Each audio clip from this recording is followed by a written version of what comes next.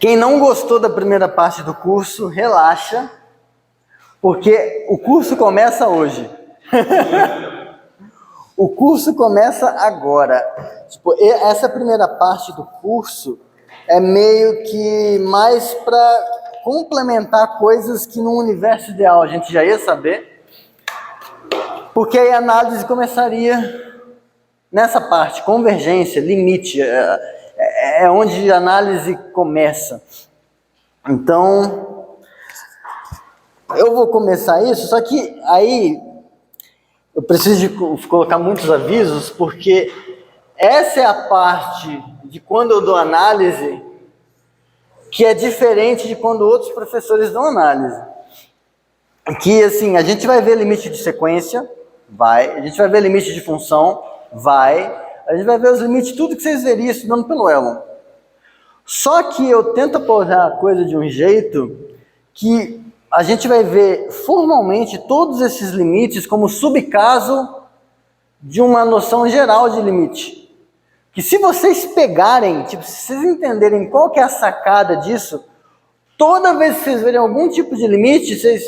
Ah, tá, é aquilo. Tipo, vocês vão conseguir ver todos como subcasos desse. Mas para isso, primeiro eu vou só relembrar vocês de coisas que vocês certamente já viram. Depois de coisas que talvez vocês viram se o cálculo 2 de vocês foi do jeito que deveria ser. E aí a gente vai chegar na definição. Hoje a aula vai ser bem de boa. Então, para começar, então vou colocar aqui com motivação. Vocês provavelmente, vou colocar aqui, vocês fizeram cálculo 1. Muito provavelmente vocês fizeram cálculo... Oh, desgraça. Muito provavelmente vocês fizeram, desculpa. Eu esqueço que aqui desgraça é um xingamento com muito impacto. Para mim, tipo, desgraça. Pra mim, desgraça é só um porra, tipo. Mas aqui o desgraça tem mais impacto. Mas em cálculo 1, vocês provavelmente viram isso aqui, ó. Limite de f de x quando x tende a p L. Vocês devem ter visto isso. Aí vocês viram isso onde f... Vou pegar um caso bem básico. F de R em R é função. Oi, pessoal. Bom dia. É função.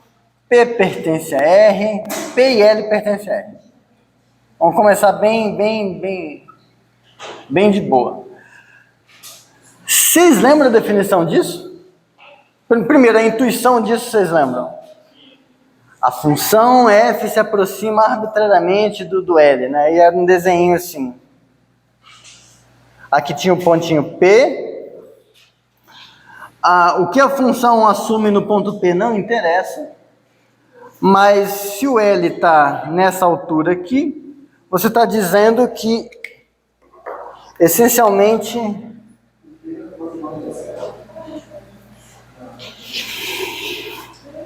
a função f ela fica tão próxima do número L quanto eu quiser, quando eu aproximo os pontos do Pzinho. Lembram disso, né? Beleza. Aí, se fosse só o desenho, todo mundo ficava feliz, mas aí vem um jeito que a gente usa para expressar isso formalmente. O que isso significa? Quando a gente escreve isso aqui é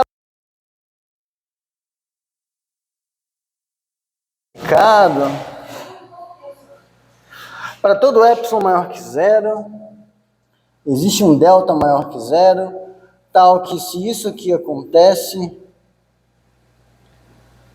então isso aqui acontece. Isso é a definição do limite, né? Tipo, a gente quer dizer que os valores de f de x estão tão próximos do L quanto eu quero. Então eu faço o quê? Para qualquer epsilon, os epsilons estão aqui. Para qualquer epsilon que eu quiser, eu consigo encontrar uma distância pequenininha aqui embaixo, tal que se o ponto que eu pegar não for o P, porque a gente não quer saber o que acontece no ponto P, então por isso 0 menor que isso. Então, se a distância do pontinho X estiver dentro desse intervalinho delta que eu encontrei, então a distância do f de x até o L vai ser menor que o epsilon que eu dei. Por que é para todo epsilon e existe um delta? Porque eu estou ajustando aqui. Então, se eu diminuir o epsilon, talvez eu consiga encontrar um outro delta que funciona. Se eu diminuir mais ainda, eu diminuo mais aqui e funciona. Aí vocês fazem um regaço com essas coisas em cálculo. Mas lembra dessa definição, mais ou menos. Já viram. Beleza. Aí vai, brinca com isso e tal. Supostamente em cálculo 2. Supostamente já ouvi dizer que não viram. Ou foi séries que não viu? Sequência viu? Nem sequência, nem série. Tá, eu vou fazer essa forca, mas essa forca não é pra mim. Ó. Sem falar mal dos coleguinhas. Tá, não, tudo bem. Tá, mas supostamente em cálculo 2 vocês deveriam ter visto isso aqui, ó. A noção de sequência convergente. Primeiro, o que é uma sequência? Uma sequência, eu vou chamar de sequência real. Uma sequência real é uma função que simplesmente faz isso. Uma função, sei lá, φ dos naturais na reta, que manda cada número natural num certo pontinho que a gente denota assim, em geral, xn. E a notação é essa, porque a gente tem pressa de escrever as coisas, a gente não vai ficar escrevendo assim toda hora. A gente escreve em geral assim,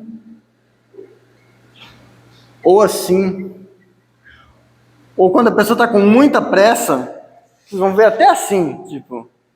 Eu escrevo assim porque é aquela coisa, eu tenho que ser mais cuidadoso porque eu estou ensinando. Se vocês estiverem com muita pressa de escrever assim, vai. Eu não recomendo escrever assim porque a chance de fazer uma merda é grande. Então, faz assim, que aí você está dizendo que está indexado. Lembra em álgebra linear, quando vocês faziam um negócio assim para falar de matriz? Que o I e o J está variando?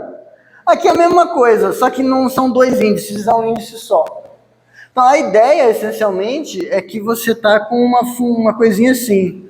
Você tem sei lá, 7π menos raiz de 2, e elevado ao quadrado, 0, 0, 1, menos 2. E é uma coisa que vai assim para todo número natural. Então aqui nesse caso seria o x0, esse aqui o x1, esse aqui o x2, esse aqui o x3, esse aqui o x4, esse aqui o x5. Entenderam? Tá? Beleza, isso é uma sequência. E aí vem a definição que vocês deveriam ter visto, que é você escrever isso aqui. Limite de xn, quando n vai para infinito, é igual a L. O que significa dizer que o limite da sequência é L? Significa que para todo epsilon maior que 0, existe um n natural, tal que se n for maior, nzinho for maior ou igual que nzão, então a distância entre xn e L, de xnzinho, é menor que epsilon. Isso é a definição de sequência convergir para um ponto. Se a gente for fazer um desenho, aqui eu vou colocar os reais. O domínio da sequência não são os reais, né? São só os naturais. Então eu vou deixar esses espacinhos aqui.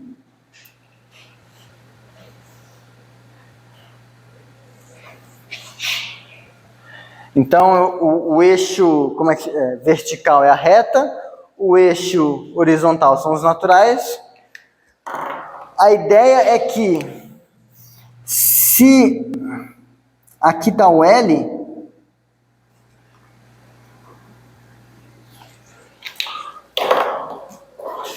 sempre que eu colocar qualquer distanciazinha em torno do L, vai existir um momento, sei lá, aqui o x0 foi aqui, o x1 foi aqui, o x2 foi aqui, aqui, deixa eu só fazer um pontilhadinho.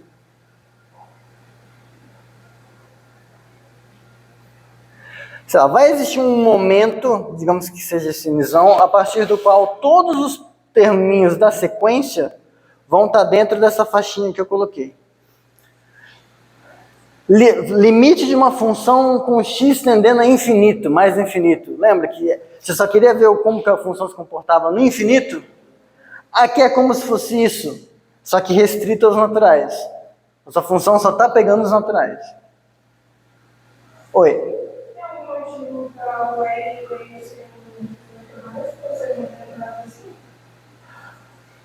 Aqui, só para distinguir. Pô, se você quiser chamar de Lzinho, minúsculo pode. É mais para distinguir mesmo. Aí assim, você olha isso em cálculo 2, se vocês tivessem visto isso em cálculo 2, vocês iam provar coisas do tipo isso aqui, ó. Isso aqui é só motivação. Vocês iam provar que se limite de xn é igual a Lzão, limite de yn é igual a Szão, então limite de xn mais yn L mais S. Que lembra o que vocês viram em cálculo 1, né? Limite da soma é a soma dos limites. E você ia provar tudo de novo. Porque, veja,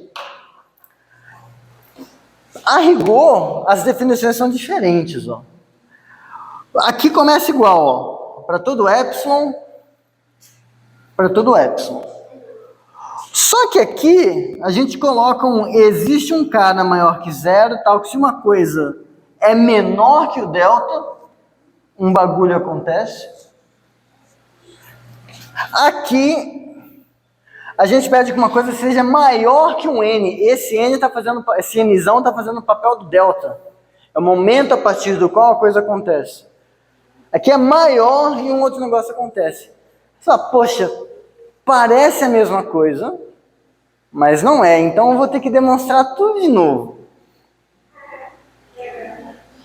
Aí o que o Renan vai fazer com vocês? Vai mostrar que não são coisas diferentes. São subcasos da mesma coisa. Eu vou convencer vocês disso, mas se a gente mudar o jeito de falar, vocês já vão concordar comigo.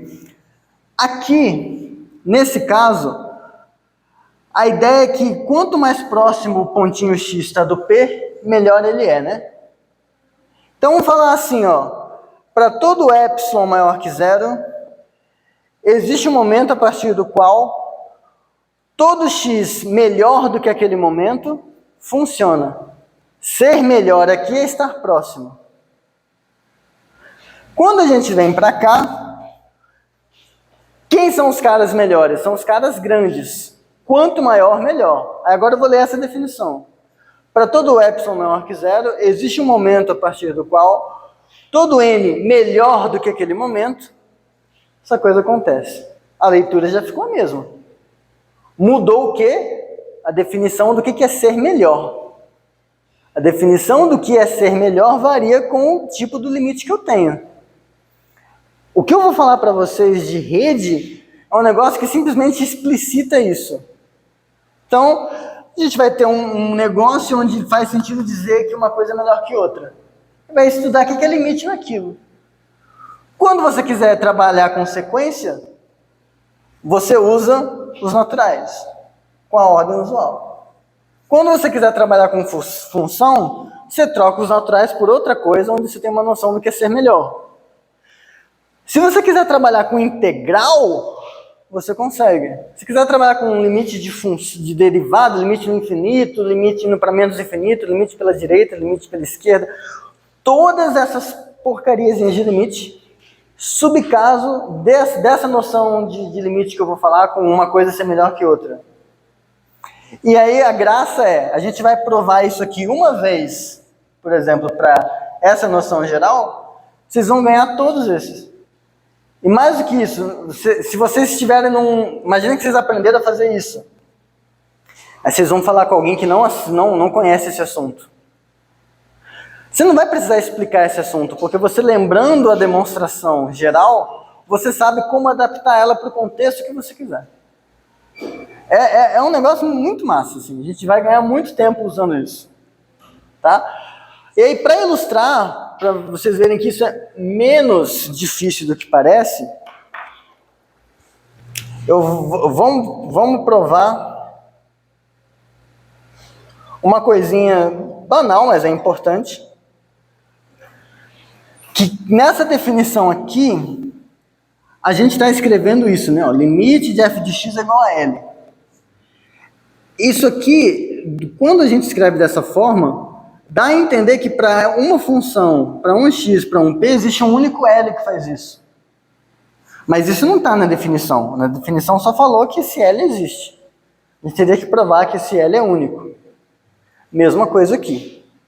Então, o que eu vou fazer é, a gente vai provar, lembrar como que prova isso em cálculo. A gente vai lembrar como prova isso em cálculo 2. E vocês vão perceber que, no fundo, você não usou nada da reta real aqui e não usou nada muito forte dos naturais aqui. E aí vocês vão falar, pô, mas tipo... Mas vamos lá. Então, até aqui tá tranquilo? Beleza. Então, vamos lá. Ilustração, primeiro caso, que se L e L' pertencem aos reais e satisfazem a condição para ser limite de f de x quando x tende a p, do cálculo 1. Então, Lzão é igual a L', igual a Lzão'. Aqui, por que eu digo que o curso de análise começa aqui? Esse acho que é o primeiro momento na disciplina que eu vou usar aquele truque fundamental da análise que eu falei para vocês. A gente quer mostrar que um desgraçado é igual ao outro. Poxa, não sei como faz isso. Como que eu vou fazer isso? Hã? Oi? Provar que um é igual ao outro? A gente vai mostrar que um menos outro é zero. Só que aí tem mais, ó. Tem mais do que isso. A gente vai mostrar que isso aqui é menor que epsilon para todo epsilon maior que zero. Porque se eu fizer isso, como isso aqui já é maior ou igual que zero, há um único valor possível para isso, é zero. Esse é o truque fundamental. Se a gente mostrar isso para todo epsilon maior que zero, então a única possibilidade é isso. Só que o único número real cujo valor absoluto é zero. Então a gente chega nisso.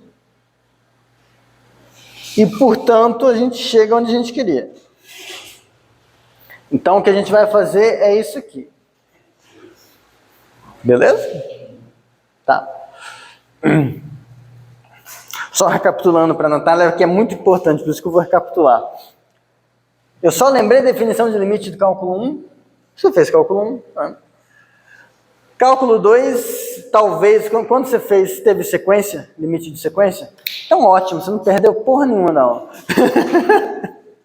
Agora o que eu vou fazer é usar a definição de limite lá no cálculo 1 para mostrar que o limite é único. Então, perdeu nada. Show. Aí, esse é o segundo truque fundamental da análise. Desigualdade triangular. Eu quero mostrar que isso é menor que uma certa coisa, mas eu não consigo controlar a distância entre esses dois caras de primeira. Mas eu sei que se eu fizer isso aqui, a minha situação não melhorou em nada, porque eu só subtraí zero, ou somei, tudo bem, mas deixar igual ainda. Só que agora, isso eu posso escrever, esse zero eu posso escrever de um jeito esperto. Eu posso escrever ele assim.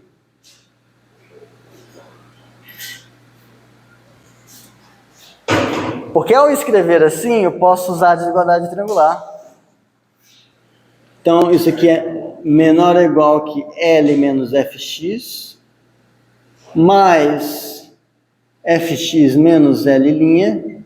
E agora a gente chega num momento importante.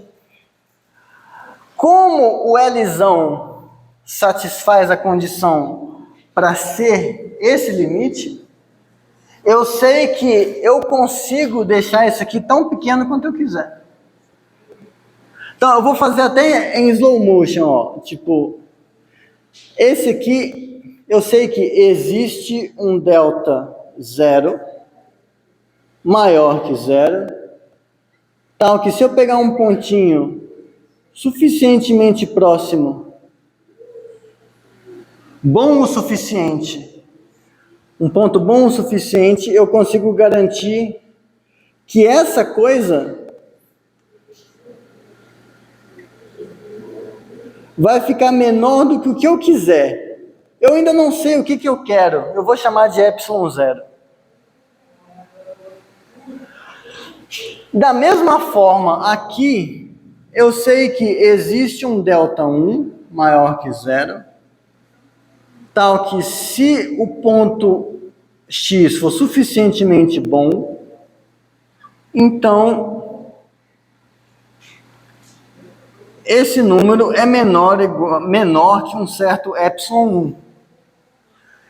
Agora vamos lá, eu quero que esse número mais esse número fique menor que ε. Se eu conseguir garantir que esse número é menor que ε sobre 2, se eu conseguir garantir que esse número é menor que ε sobre 2, a soma deles vai ser menor que ε. Então a gente vai e usa ε0 igual a ε1 igual a ε sobre 2. E aí...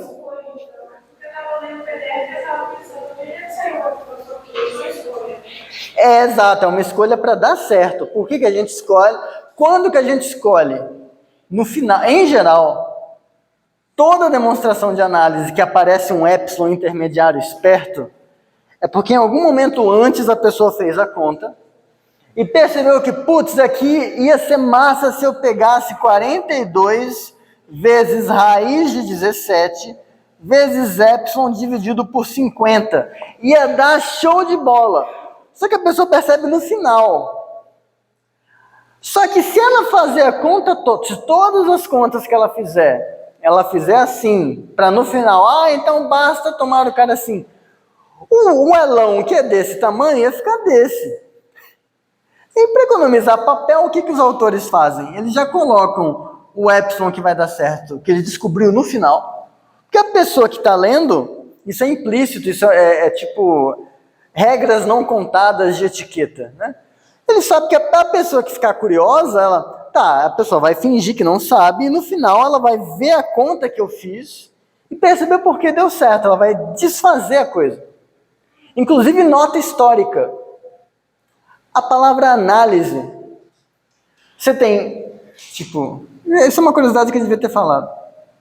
Você tem análise e síntese. Vocês já viram aquelas construções de geometria que te dão uma receita que, existe uma reta que bissecta não sei o que, assim, assim, assado. Aí é uma receita, faz assim, assim, assim, assim, assim, assim, e você consegue. Você está fazendo uma síntese. O problema é como que você descobre qual é o processo de construção para fazer as coisas. Você faz a análise. O que é a síntese é um processo de construção, a análise é um processo de desconstrução. Geometria era horrível de estudar com a geometria dos gregos, porque o pessoal fazia assim, eu quero construir um bagulho geométrico. Ele supunha que o bagulho geométrico existia e ia tentando desmontar ele geometricamente até chegar no que ele tinha. Ah, então agora os processos que eu usei para desconstruir, eu uso para construir, eu faço a síntese, se chegar lá deu certo. Só que papel era papel, porra, grego, papiro, sei lá.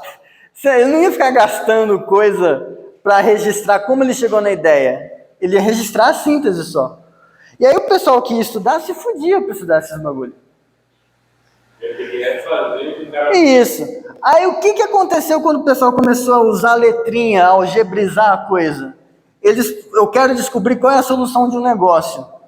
Não sei qual é ela, finge que é um X. Então eu estou fingindo que a solução existe. Quero descobrir quem ele é. Eu vou desconstruindo a equação até chegar no valor do X. Você fez uma análise. Por isso o nome análise. Tipo... Porque e é muito engraçado que a gente passa pelo mesmo problema desse pessoal do papiro, porque livro ainda é caro. Então os livros de análise apresentam as coisas de modo sintetizado. Eles não apresentam a coisa de um jeito desconstruído, porque demora pra caralho. Mas a ideia é que você consegue desconstruir a coisa para descobrir o que é. Aqui nesse caso, leiam História da Matemática, muito legal. Aqui nesse caso, então se a gente toma epsilon 0, epsilon igual a epsilon sobre 2, a gente consegue um delta a partir do qual isso acontece, e um outro delta a partir do qual isso acontece. Mas a questão é, a gente quer um delta que faça as duas coisas acontecerem ao mesmo tempo. E aí vem a grande sacada.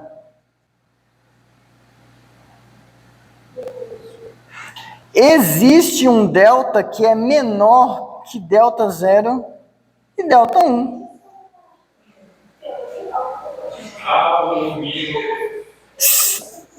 Menor ou igual, pode ser. Aqui está o pezinho, você encontrou um raio em torno desse pezinho, tal que alguma coisa acontece. Você também encontrou um outro raio, tal que alguma outra coisa acontece. Você quer que as duas coisas aconteçam? Pega o menor, porque se alguma coisa estiver no menor, está no maior. E aí tanto essa vai acontecer quanto essa. Então se você pega delta igual ao mínimo, por exemplo, se você fizer isso, então se você tiver 0 menor que... Se o x for melhor do que essas duas condições aqui ao mesmo tempo, então, como vai ser menor que esse, vai valer isso aqui. Então você vai ter que... Deixa eu fazer aqui, grande. A distância de L até L' é menor ou igual que isso.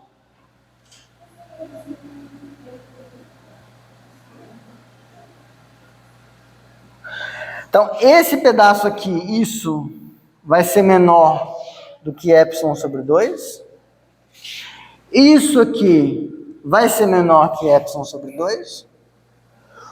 Porque como isso é menor que delta, que é menor ou igual que delta 0, esse fica pequeno. Como isso é menor que delta, que também é menor que delta 1, isso fica pequeno. E eu consegui. Truque muito comum. Deu para entender a jogadinha, a sacadinha? Porque agora a gente vai usar essa mesma ideia com sequência.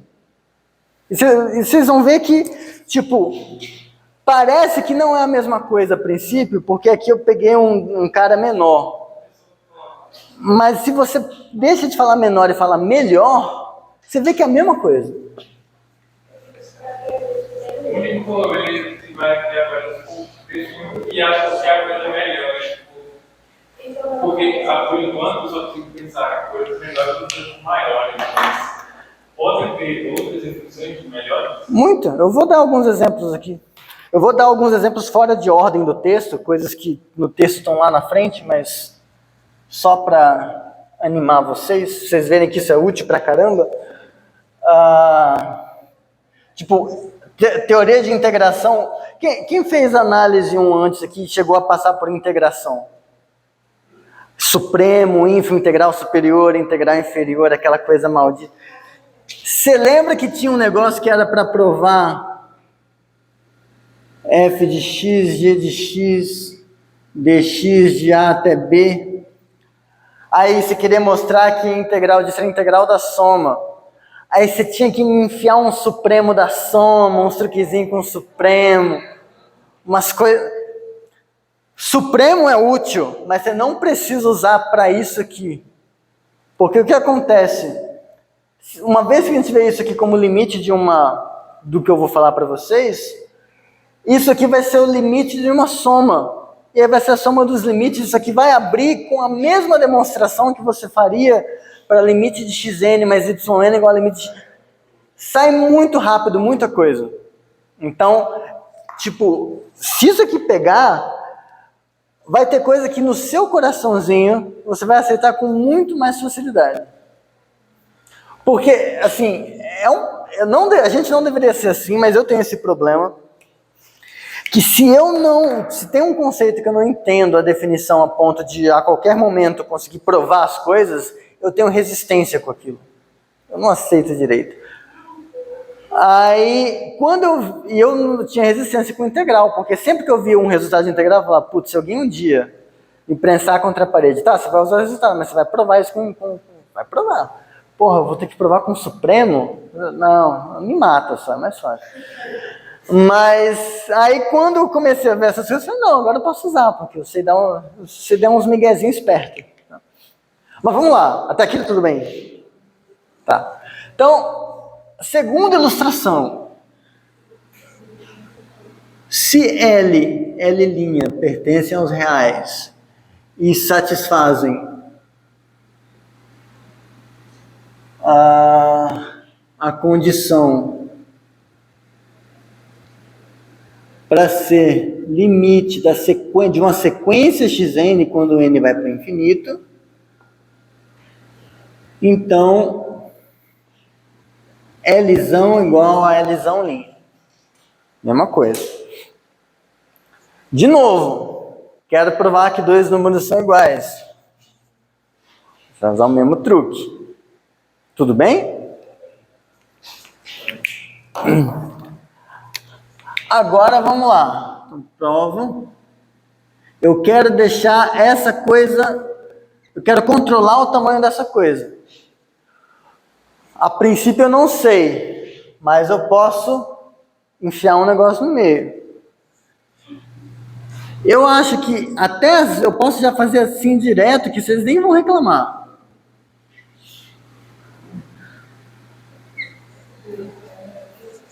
Já, porque é a mesma coisa que a gente fez aqui. A gente já viu isso antes, né? Muito parecido. Qual é o, como diria o Alexandre Frota, qual é o negócio agora, né? Ainda bem que vocês são novos e não entenderam a referência. Ou entenderam e, enfim. Isso aqui a gente consegue deixar pequenininho. Isso aqui também. Mas como que a gente deixa isso pequenininho? A gente sabe que existe um n natural a partir do qual essas distâncias ficam pequenas. Existe um n0 pertencente aos naturais, tal que se o nzinho for bom o suficiente, for maior que n0, então eu deixo a distância do xnzinho até o L menor que epsilon sobre 2. A gente já viu que a sacada é deixar menor que epsilon sobre 2. Tudo bem? Aqui é um outro L, então eu sei que existe um outro momento a partir do qual, se você pegar n maior ou igual que n1, então a distância entre esses dois caras é menor que epsilon sobre 2. Então, eu tenho um momento que controla um pedaço da soma, e tem um outro momento que controla o outro pedaço. Eu quero controlar os dois ao mesmo tempo. Eu pego uma coisa melhor que esses dois, maior que os dois ao mesmo tempo. Então, se você pegar, a sacada aqui é tomando com N, você pegar um Nzão igual ao máximo, maior que os dois. Você pega alguém maior que os dois ao mesmo tempo, aqui você pegou o menor, agora você pega o maior. Então, você tem N maior ou igual que N0 e N1, e se Nzinho for maior ou igual que N, então vai ser maior que esse e esse. Daí, a distância do Lzão ao Lzinho, ao L', vai ser menor ou igual que isso.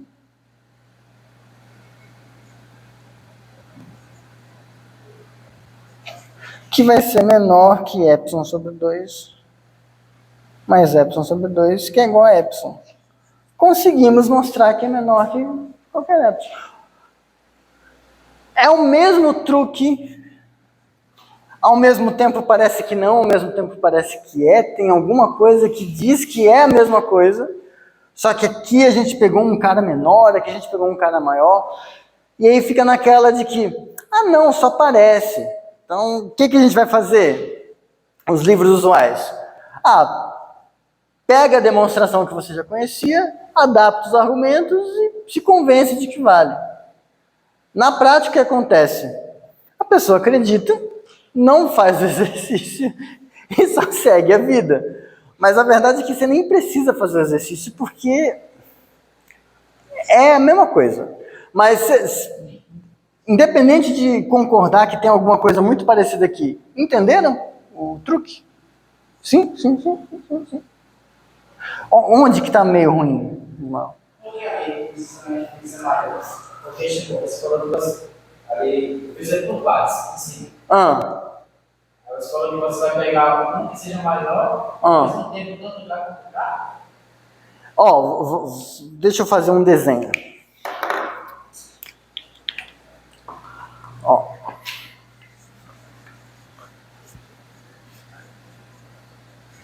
Só que eu vou fazer o desenho agora, digamos que ao contrário, porque não tem como eu desenhar isso de um jeito...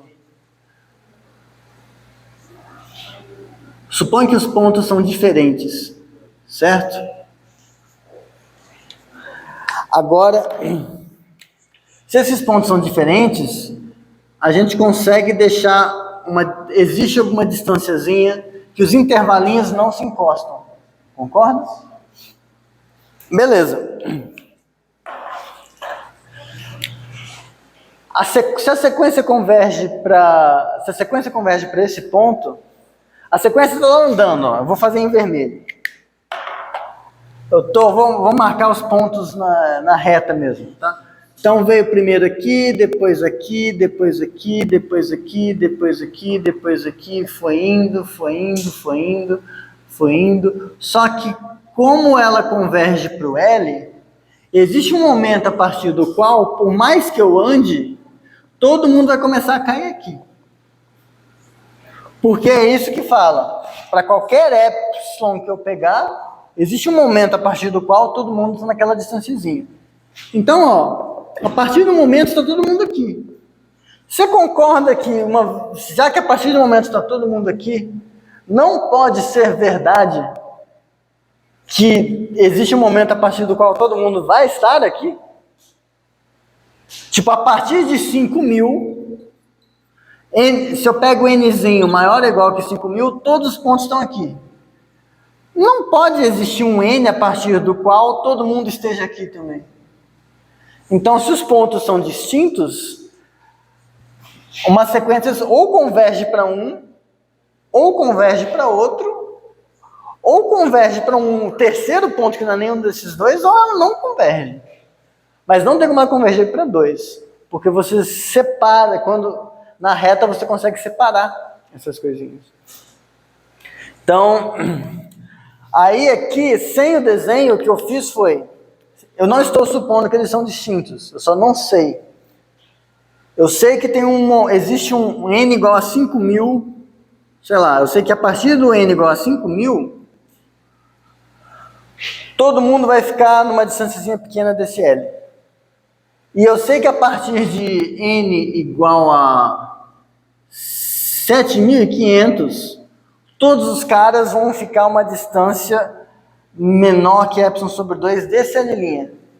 Se eu pegar n maior ou igual que... Só que se eu pego n maior ou igual que isso, ele também é maior ou igual que isso. Então, tanto isso aqui acontece, quanto isso acontece. Então, eu consigo deixar as distâncias... Melhorou? Geral? Tá. Então, o que a gente vai ver agora é... O que está acontecendo nessa caralho aí?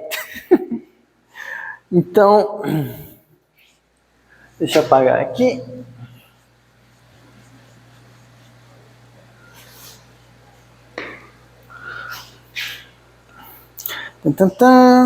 Os exemplozinhos. Então, agora, definição. Ela parece pior do que aparenta, mas ela é muito de boa. Então, diremos que um conjunto D, assim, não tem o R, que é um R duplado, assim, MEF-BBR. É a mesma coisa, só que com a letra D maiúscula, no LaTeX, é o mesmo comando, é um D duplo. Diremos que um conjunto D é dirigido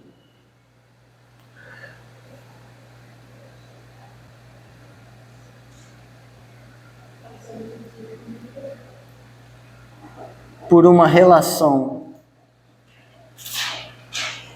que eu vou escrever assim, se,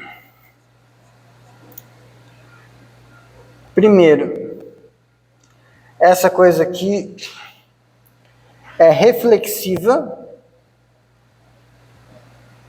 e transitiva. Então, isso significa que Dzinho está sempre relacionado com Dzinho. Você pode ler isso assim, Dzinho, se ler ao contrário, Dzinho não é pior que Dzinho, alguma coisa assim, ou é melhor, ou é menor ou igual, você lê do jeito que você quiser. Reflexivo é isso, transitivo é isso, Dzinho menor ou igual que, eu vou usar A.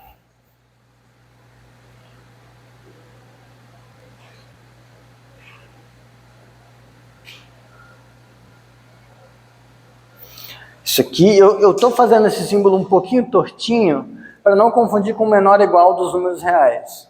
Porque não precisa ser, vocês vão ver que não precisa ser. Então é isso. E a segunda coisa é que, se você pega A e B pertencentes ao conjunto dirigido, existe um terceiro, tal que os dois que você pegou são piores que ele. Então, dados os dois caras, existe alguém melhor. É isso. Isso é um conjunto dirigido. Exemplos são muitos.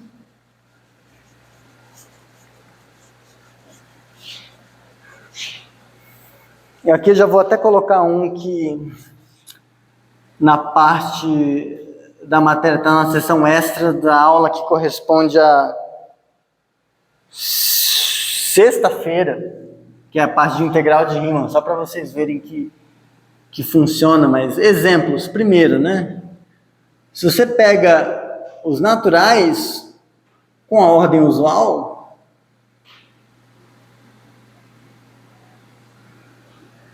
formam um conjunto dirigido.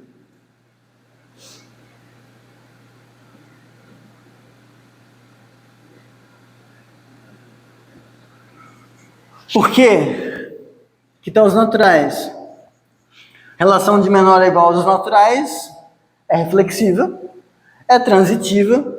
E se você tem um número natural m e tem um número natural n, um deles é maior ou igual que o outro. Então aqui não é nem que existe um terceiro que é melhor ou igual que os dois. Você consegue decidir entre os dois qual é melhor. Então, é trivialmente dirigido. Então, dados m e n, eles são sempre menores ou iguais que o máximo entre eles. Foi. Agora, um exemplo um pouco mais legal, que tem a ver com o limite do cálculo. Vamos lá. Pega um pezinho que você quiser real, defina essa coisa aqui. R com um pezinho embaixo, a gente vai definir como sendo R sem esse ponto. Vou jogar esse ponto fora. Então, no seu rascunho mental, você tirou o ponto P fora. Esse é o RP. Foi para o inferno P. Agora, o que a gente vai fazer? A gente vai definir X. Eu vou dizer que Y, vou fazer ele bem tortinho. Y é melhor do que X. No limite usual, eu quero calcular o limite da função no ponto P. Qual ponto é melhor? Esse ou esse? Na noção de limite usual, qual que importa mais para você? O Y. Agora, se eu fizesse assim agora, qual importa mais? Z, porque ele está mais perto. O que significa estar mais perto? A distância dele até o P é menor que a distância do outro até o P. Então vamos escrever assim, ó. Y é melhor do que X, sem somente C, a distância do Y até o P, ela é menor ou igual que a distância do X até o P. Isso dá uma noção, isso é uma noção de... eu estou dando um critério para decidir quem é melhor. Quando que um cara é melhor, ou seja, maior, né? Se a gente ler desse lado, quando que alguém é melhor que o X, quando a distância dele é menor. Acontece.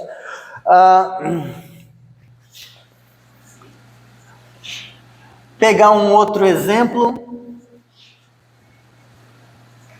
É claro, só verificando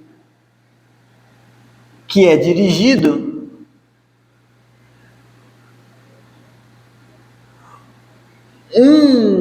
qualquer cara é melhor ou igual que ele, porque se você olha a distância de X até P, é na reta, é menor ou igual que a distância de X até P.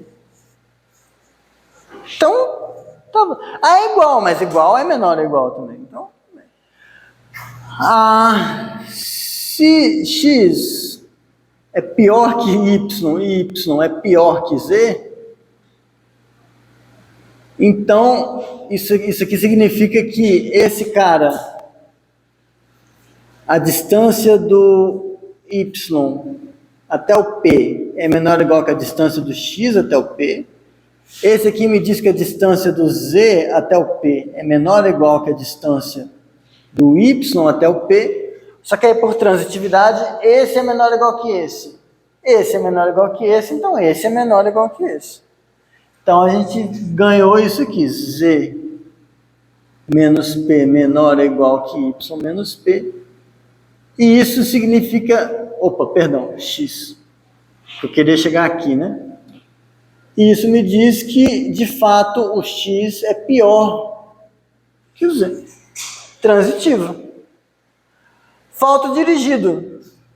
Mas, de novo, nessa coisa, você tem, então, reflexivo, transitivo, e agora a parte final do refinamento Se você pega dados x e y que não são P, se você faz... uma das duas coisas acontece. Ou isso aqui é menor ou igual que isso, ou isso aqui é menor ou igual que isso, pois são números reais.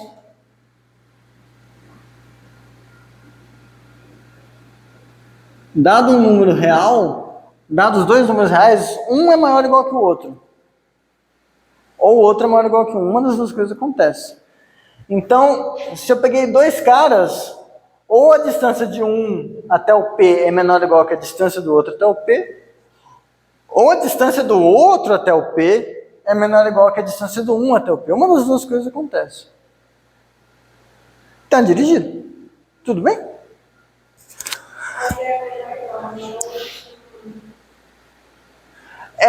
Aqui, menor ou igual, menor. Eu vou sempre tentar fazer o coisinha mais fresco possível.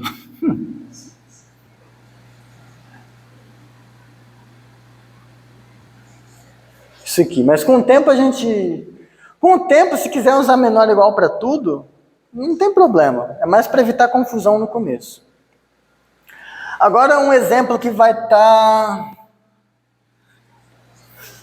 Eu estou roubando esse exemplo das páginas... É a página... alguma coisa. Eu vou roubar esse exemplo da página 114.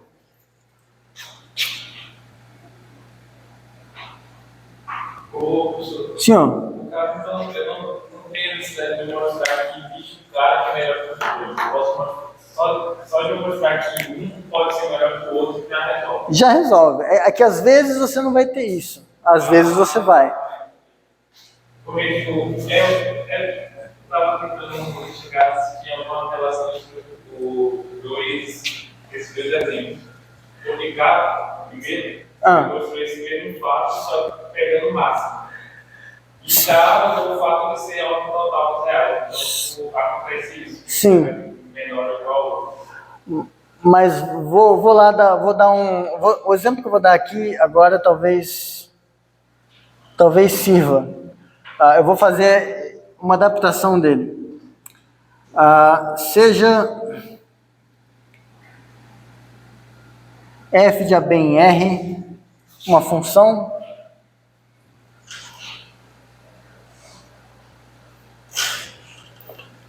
qualquer, de um intervalo fechado na reta.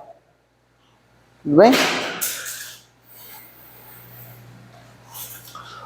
Uma partição, olha só, pessoa que estudou integral já dá até um arrepio, assim. Uma partição de AB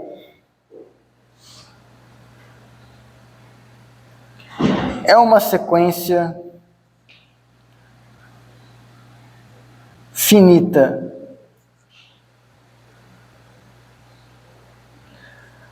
A0, A1 até a N,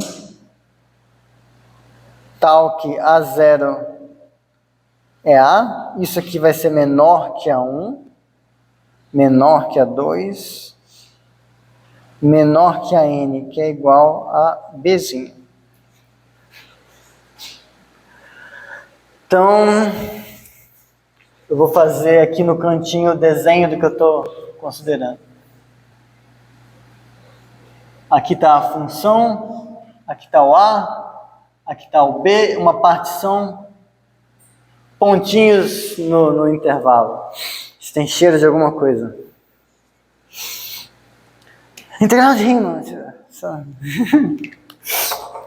Mas calma. Partição é isso. Uma tag de uma partição P, o Elon chama de pontilhamento, mas porra, P-O-N-T-I-L-H-A-M-E-N-E-T-O, pontilhamento. tag, 3 letras, vou chamar de tag, uma tag de uma partição, desculpa Elon, o tempo é dinheiro, de uma partição P igual a 0 até a N, é uma sequência finita, T1 até Tn, tal que AI menos 1 é menor ou igual que TI, que é menor ou igual que AI, para todo I entre 1 até N. O que eu estou fazendo agora? Fiz esses pontinhos aqui, estou pegando pontinhos no meio. Não necessariamente no meio, mas dentro dos intervalinhos. Os pontinhos azuis são os TIs. Os pontinhos pretos são os AIs. Show? Beleza. Agora, o que a gente faz?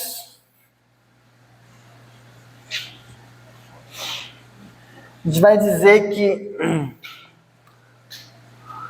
vamos chamar disso aqui o conjunto dos pares PT, greve, né? Onde P é partição de AB e T é uma tag de P. Por que eu estou falando isso tudo? Quem já viu, vocês viram a definição de integral em cálculo 1, certamente, ou em cálculo 2, talvez, em algum lugar. Lá você tinha essa ideia de que, dado uma função assim, uma partição desse jeito,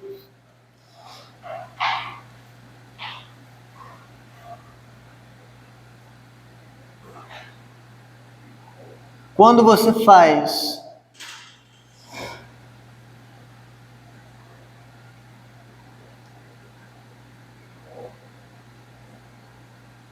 um bagulhinho assim e calcula as áreas dos retângulos, não só canhoto, dos retângulos correspondentes, no texto o desenho está melhor, viu? Eu fiz no Inkscape, ficou bem melhor. Quando você calcula essas áreas aqui, você tem uma aproximação do que seria a área verdadeira. E o que seria a integral? A integral é o limite, se existir, das somas dessas áreas conforme você torna as partições o quê? Melhores. A gente consegue colocar uma relação no conjunto das partições que vai transformar a integral num limite desse tipo. Tá? Tem dois tipos. Um tipo é esse aqui, ó. Há dois modos de tornar isso aqui um conjunto dirigido.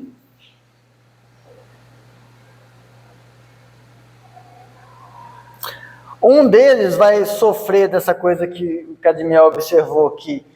Eu estou usando os números reais, lá sempre tem máximo, funciona, e o outro não. O primeiro modo, e assim, como eu vou falar de integral com vocês no curso, sempre como atividade extra, lúdica. Tipo, eu vou mostrar o que a gente pode usar para tirar integral, mas eu nunca vou cobrar integral de vocês. Que não faz parte da ementa, vem integral. Mas se eu falar, olha, a gente está fazendo tão bom que vocês já vão sair daqui sabendo integral, de brinde, eu acho que legal. Mas, então, só por cima, um dos jeitos é esse aqui, ó. Você define esse número como sendo o máximo entre AI menos AI menos 1, conforme I varia de 1 até N. Que é o quê? Você está pegando o tamanho desses subintervalinhos. E aí você vai e declara que uma partição com uma tag é pior do que outra partição com uma tag, C e somente C. Quando que uma partição vai ser melhor? Quando, lembra, a gente quer medir o tamanho da área, então eu quero que esses negocinhos fiquem pequenos. Então, quando o tamanho da partição, essa medida, for menor que a da outra. Então, C e somente C, isso aqui for menor ou igual que isso aqui. Isso vai dar vai transformar esse conjunto aqui num conjunto dirigido. Pô, professor, mas você não está usando as tagzinhas para nada. A ideia é essa. A ideia é deixar elas soltas aqui, o que manda é o tamanho da partição. O outro jeito é que a gente vai dizer que P, uma partição com uma tag, é pior do que outra, C e somente C. Aqui eu vou fazer assim.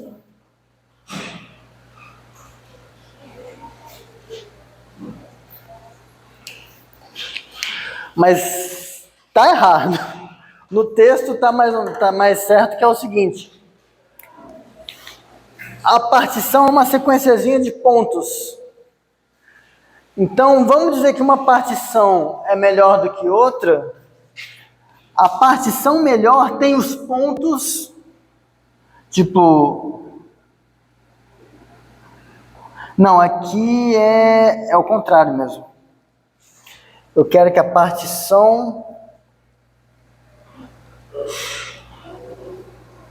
A ideia é que quanto mais pontos uma partição tiver, melhor ela é.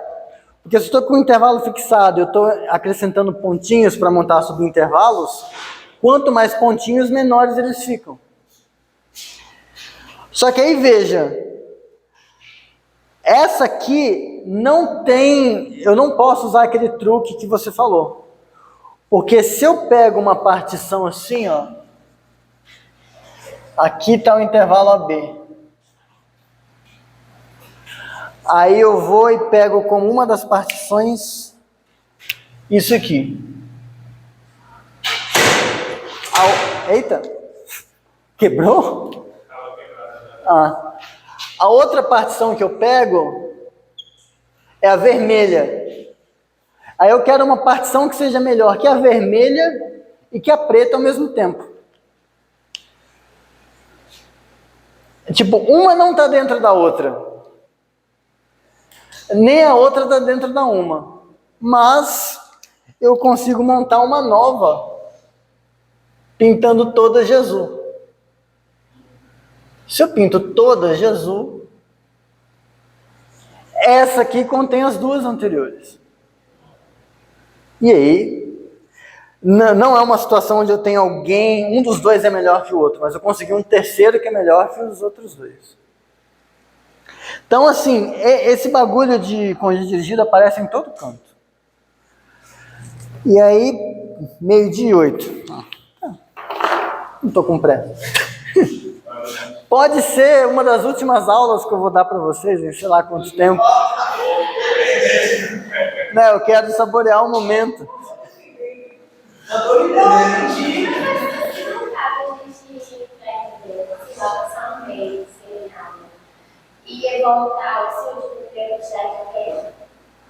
Eu não tenho poder de fazer isso. Porque eu sou obrigado por lei. Mesmo que eu pudesse, eu não faria. Porque se eu passar alguém aqui, sem essa pessoa estar apta a passar, eu estarei ferrando a graduação dessa pessoa. Porque ela vai passar por análise 1 sem aprender, vai entrar em análise 2, a pessoa que vai dar análise 2 vai estar pouco se fudendo para ela, Ah, mas professor, como que faz isso? Ele, foda-se, você não passou em análise 1? Tá lá, meu amigo, vai lá. Então, se eu facilitar mais, eu posso prejudicar. Até numa palestra que não tinha nada sobre o erro. Mas então é por isso que eu não posso facilitar. Inclusive, os créditos de participação de exercícios, essas coisas, vai dar uma mudadinha. Só estou esperando decidir o negócio da greve ou não para falar. Porque a diferença entre a prova, o crédito de prova mesmo e o crédito de exercício ficou muito discrepante. Então, assim, indica que você participou, você fez a lista de exercício e tal, mas talvez você não tenha aprendido tanto quanto a primeira nota sugere. Então, eu vou dar uma calibrada. Eu não vou deixar a prova mais difícil. Mas vou dar uma calibrada no primeiro para não ficar tão discrepante. Tipo, quase todo mundo com 10. Ficou muito discrepante. Vou dar uma ajustada para... Porque, sério, se passar sem tá no momento certo, porque assim, eu estive no lugar de vocês. No lugar de vocês, eu não teria maturidade de falar, poxa, tá fácil tirar, não, professor, me reprova aí que eu tenho que fazer análise 1 de novo. Eu não teria essa maturidade. Porque eu tô com pressa, eu quero sair dessa merda. Ah, que diabo, eu quero sair daqui. Mas quem já passou por isso sabe que se entrar em uma disciplina que precisa disso e não souber, vai ser pior. Porque, pensa, você não passou em análise 1 sem ter que passar em análise, sem poder passar em análise 1. Foi para análise 2. Aí, você não sabendo análise 1, você vai ter que aprender análise 1 enquanto aprende análise 2. Então, a chance de você reprovar de novo, se você reprovar em análise 2, aumenta. E aí, tipo, pode ficar pior do que você, sabe? Tipo, você pode ficar mais tempo tentando fazer análise 2 do que fazer análise 1. Pode ser pior. Então, mesmo que eu pudesse, eu não diminuiria os créditos. Pelo bem de vocês. Mas... Oi? Oh my God, let's finish this motherfucker lecture. Ok. Mas...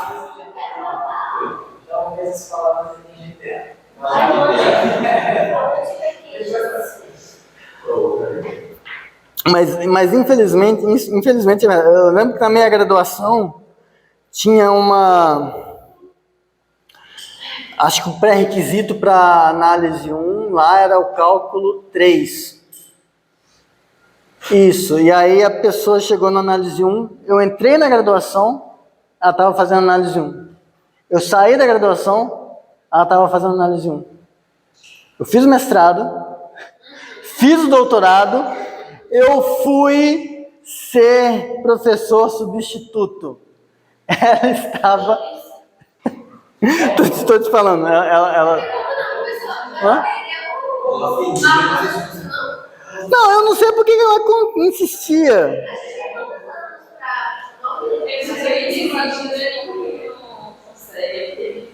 Começa bem, para bem. Começa bem, eu tava indo bem na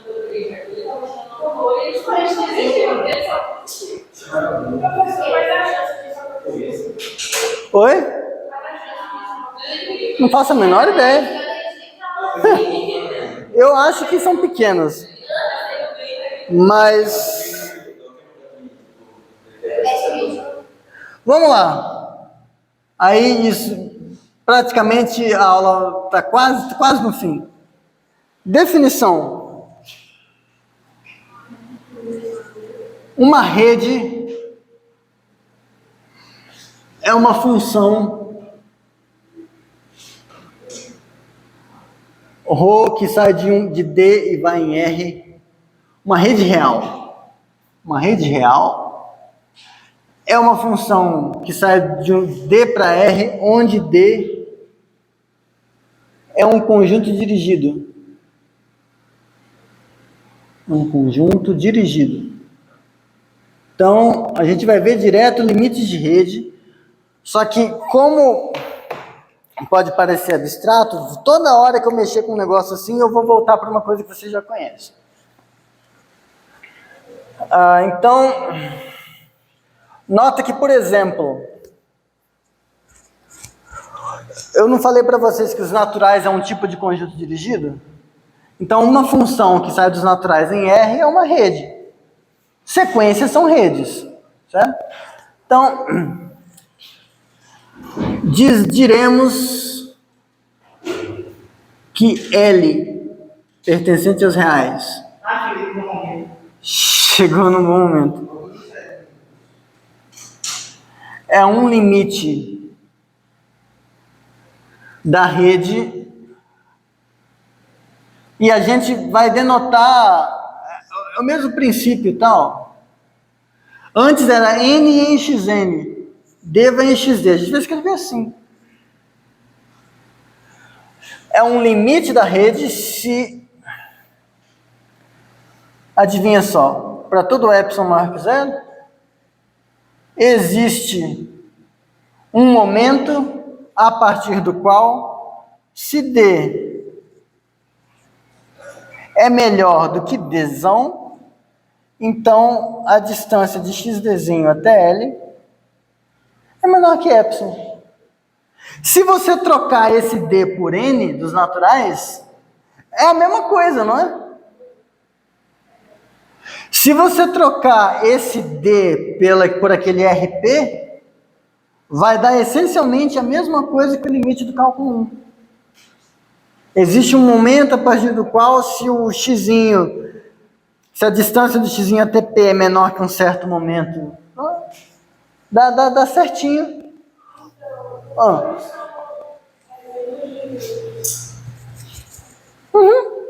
Então, quando a gente provar coisas para redes, a gente vai estar provando coisa para sequência, para limite de função, para integral, para o caralho é 4. Com uma demonstração só, a gente vai tirar um montão de coisa. É assim, no restante da sessão, tem um pouco mais de explicações que eu recomendo dar uma olhada. E aí, só para destacar isso aqui, só destacar esse exercício, que se L' pertencem aos reais e satisfazem a definição acima,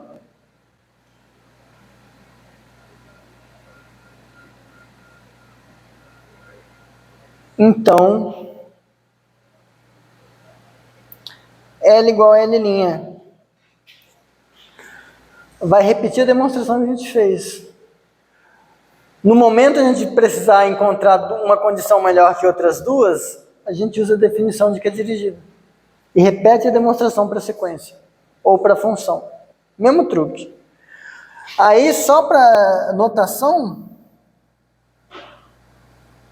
a gente vai usar isso aqui. XD converge para L, para dizer que é limite. XD converge para L. A gente vai usar essa notação aqui também. Limite de Dzinho pertencente a Dzão de XD igual a L. E aí, na próxima aula, a gente começa a ver exemplos de coisas que convergem, a gente vai ver exemplos de sequência que converge, de como que a gente tira algumas coisinhas disso. A gente vai começar como se fosse no Elon, vendo exemplo de limite de sequência, só que a gente vai ver brincando com redes também, tá? Mas prometo que não é pior do que no Elon. E aí, só para avisar, na sessão extras, umas coisas que eu vou fazer de vez em quando, mas eu não vou cobrar de vocês, mas é só para, se vocês quiserem dar uma olhada. Por exemplo, aqui, essa definição de limite, eu estou toda hora falando o quê? Distância de XD a L, né? Se esse XD fosse um ponto não em R, mas em R2, e esse L fosse um ponto não na reta, mas em R2, Você sabe calcular a distância entre dois pontos na R2? Geometria analítica, sabe? Só que lá a norma de um vetor você não escreve assim. Você escreve assim. Pronto, se você fizer assim, você definiu a limite em espaço vetorial normado. Então, muita coisa que a gente vai fazer em R vale também em R2, R3, R4, R5, R6. E aí, o que é o legal? O legal é que se você vai dando uma lida nessas coisas, que eu não vou cobrar, mas estará disponível para que vocês pensem a respeito, vocês já vão se preparando para análise 2, análise 3. Vocês já vão, aquela coisa do um olho na missa, outro no padre. Tipo, você já vai aprendendo esse negócio aqui, vendo como que você vai aprender aquela coisa outra lá na frente. E aí você vai sofrer menos. Porque você, não, é só colocar um tracinho aqui, a prova fica igual, porra, tá? Economizei 1 mês do curso de análise 2. Por causa disso. Mas aí, só para vocês se acalmarem, quando vocês pegarem para ler isso, se tiver muito acima da paciência de vocês, porra, não quero. Só pula, vai lendo assim, sem preconceito, tipo, tá, não quero entender, mas tem esse exercício aqui, tá, só para tirar um pouco mais da zona de conforto, que vai fazer bem. Mas em prova, essas coisas assim, a gente vai ficar na reta, não se preocupe, tá? Meio de 21, bora comer vatapá.